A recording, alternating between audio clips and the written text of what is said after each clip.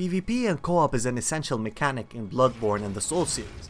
They offer a different kind of PvP and multiplayer experience than your average game in the market. It gives players a lot of freedom of choice, which in turn results in a very complicated mechanic which can be confusing to a lot of people. That's why people in the community came together and decided on a certain level where people stop for two reasons. The first reason is having a complete and competitive build, and the second reason is a sweet spot where you can find the most people to play with or against in the least amount of time. But Bloodborne went to a different path than previous Souls games. There is no official meta for Bloodborne. It was level 100 when the game first released. However, we got a patch that changed a lot of things in the summoning range, where you can invade much more people. And in Dark Souls 1, Dark Souls 2, although Dark Souls 2 have a different system, and Demon Souls, they do have an official meta. But Bloodborne doesn't, since not the whole community is agreeing upon a certain number. And in this video, I'm gonna give you my opinion on which level it should be, which level should be the meta, and which level should you go to, and why. And I'll give my reasons, of course. This is my opinion, I'm not imposing it on anyone, and also this is the most frequent question I get on my channel. So this is like a one stone, two birds kind of video thing. So, let's start and let me clear up the meta for you in Bloodborne.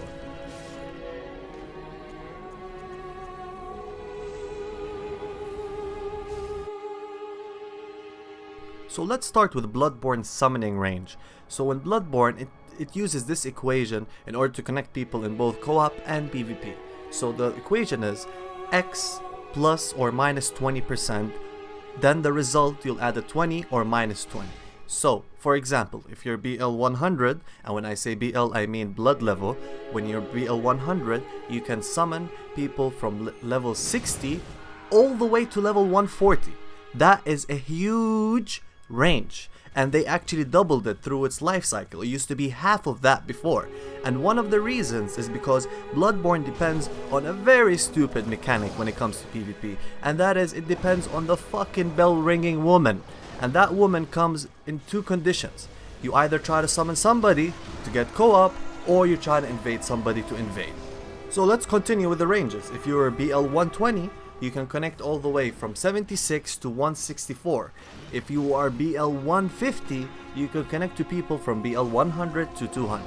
So me personally, I've played 99% of the time on a BL 100 before the DLC. I did play sometimes 120, I did go once 140, 150 in order to play with Praise the Sun, but thanks to the power of saving and putting your save in USB and all that, you can, try things and then undo that, which is great. But at BL 100, I did find an annoyance, and that is invading low-level people. When I was BL 100, I was able to invade level 60. That is stupid, guys. When you're level 100, you're much stronger than somebody on level 60. You'll have the strongest weapons, you'll have more HP, you'll have more stamina, more damage, more everything. You will 2-3 shot them, since in this game, HP is not proportional to the damage you can receive at all. You can die 3-4 shots when even on very high level. Bloodborne, you die very quickly. This is a very important point that is gonna be it's a very important point for the video, which I'm gonna discuss later. So my point is, at level 100, you're invading very low people. At the same time, you can invade somebody who is 150.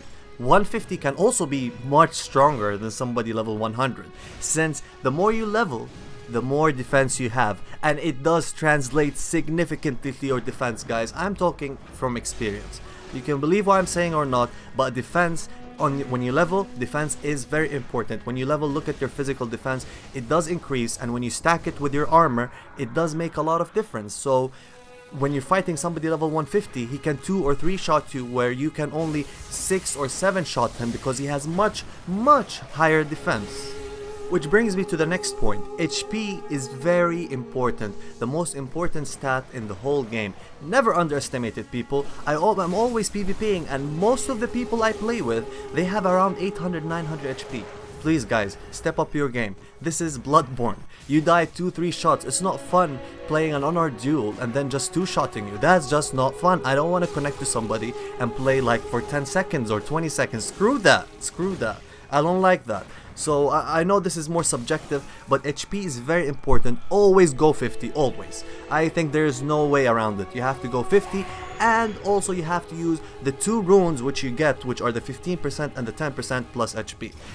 That's essential. In my opinion, that's like almost a must. At least the 50% HP. I know you get that from the Chalice dungeon, but you have to do that in order to enjoy the game more, in my opinion, because you don't want to die in 2-3 shots. And that also brings us to the next point, which is gems. Gems also destroy the balance in the game. So that's why the meta can, in my opinion, is low for 100. It's just low, since when you get the best gems in the Chalice dungeons, let's say you get the 27% physical damage, you could die in 2 shots, guys. It's so clever, can 2-shot you with its stupid range. That's no fun. That's no fun. The second most important point when it comes to discussing the meta is, when does your character have a viable build? So which level can a character reach before he has a viable build? Because when you want to be competing, you want to have a certain build, and that's what makes these games unique, by the way. You want to do a build that reflects your playstyle and reflects your weapons you're using.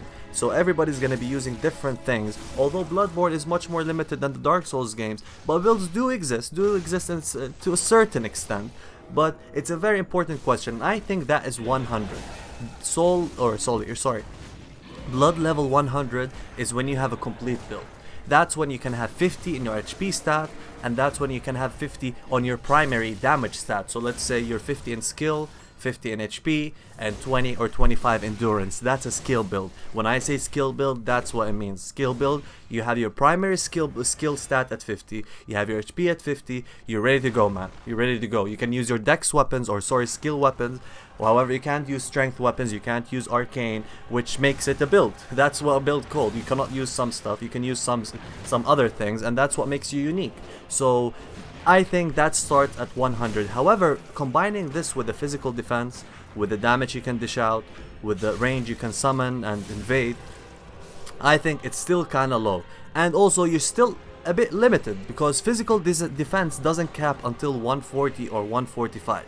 And as I said, it's a very important stat, because when I'm playing at level 140 to 150, I really feel that I'm dueling. I can, I can do mistakes, I can get, I'll get 5-6 shot it, I can 3, 4, 5, 6 shot my opponent.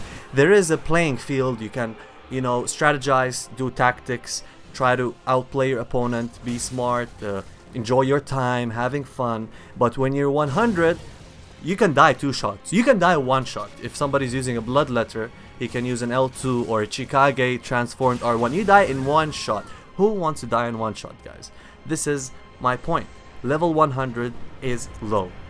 So then you ask the question, so if I go over 100, am I over leveled? Am I the jack of all trades? That's a problem with over leveling, by the way. You don't become unique. When you have everything in 50, you just become a jack of all trades. So it's not called a build anymore. So what point, how much can you stretch the line after 100? And I think that is up to 150. So up to 150, you can get an additional stat. So if I'm a skill build with 50 and HP 50, now I can be a quality build. I can have 40 strength, or I can have 40 in blood tinge. I want to make my weapon stronger. There are many ways, and it still doesn't destroy the unique aspect of builds, because I can be strength arcane HP, I can be skill arcane HP, I can be blood tinge strength or skill with HP. I can have a lot of endurance, a lot of HP, and just 1 stat. There's so many ways still to play at that range. I think you become the jack of all trades when you reach level 200. That's when it becomes a non-build. And I think it's maximum up to 150. So before I conclude and tell you the meta range that I think should be in Bloodborne, there's another point, and that is the sweet spot in PvP. So in Bloodborne, you do wait sometimes to connect to people, either it be co-op or invasions, and that is something that nobody likes. I don't want to wait to connect to people. I just want to press a button and find somebody as quick as possible. And there is something in this game that you can make it faster or slower. So why do most people in Dark Souls over level? Because when you over level, you don't find as much people. So there's that thing. You want to be over leveled, you want to be godlike and all that strong. Well, you're gonna be punished. You won't be able to connect to as much people as you were lower than that. So another point also is that most people who play Bloodborne and even the Souls games are PvE players or single player, they prefer the single player experience than the multiplayer. That's a fact, by the way, not my opinion. Most people do only play the single player once, twice, thrice, and they just leave the game. And most PvE players don't stop at a meta level. So that's very important, and that was true also to Dark Souls, but because Dark Souls is multi-platform, you had a much bigger community, so we can agree upon a number. However, in Bloodborne, it's an exclusive for PlayStation 4, and most people that I know that only PvE don't care about their level. They want to level as much as they can. So being 100 is not very realistic, since most PvE players won't be at that range. They will go higher, trust me.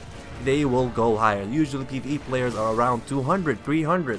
So what I'm arguing here is you want to be invading somewhere in the middle, somewhere where most of the community who is PvPing and the honorable dudes and even the trolls and all these people, and you also want to invade the co-opers. You want to invade so you can, you know, play as much as possible. I don't want to wait. Please guys, I hate waiting. You know what I mean. If you're a PvPer, you know what I mean. You don't want to ring that bell and wait for 5 fucking minutes. And it's great. After DLC, there's a lot of PvP action in the DLC. So you want to be going to the place which has the highest traffic. So you want to be connecting to the biggest range of people in the least amount of time with the limitations of the game. So, and I think I think the PvP meta in Bloodborne is between 130 and 140, although the minimum is 100, the maximum is 150. And why do I think that? At 100 you cannot connect to 150, but with 100 you can connect to 60, which is stupid. So 100, forget about that. 150 you can connect to 100, so the least person on that range will still have a build and a viable weapon and viable gems to compete, because it's no fun, guys, to finish a game in 5 seconds and two-shotting each other, and then when you heal he says you're a healer and all that bullshit. And I think healing is also an essential mechanic in this game, not like Dark Souls, but that's another topic. But 100 is just too low. 150 you can go up to 150. 150, as I said, you can connect to 100, and even if you connect to somebody at level 200, they still won't have more defense than you, since defense hard caps at around 140. I don't remember the certain number, but I know it's around 140, although it does increase, but very little, like maybe 2% when you get everything 99. So nobody will have higher defense than you. They might have an extra stat, but still you will be on an equal level field. That's very important. So as Dark Souls 1 was 110, 120, 120, 130, actually it was 120, 130.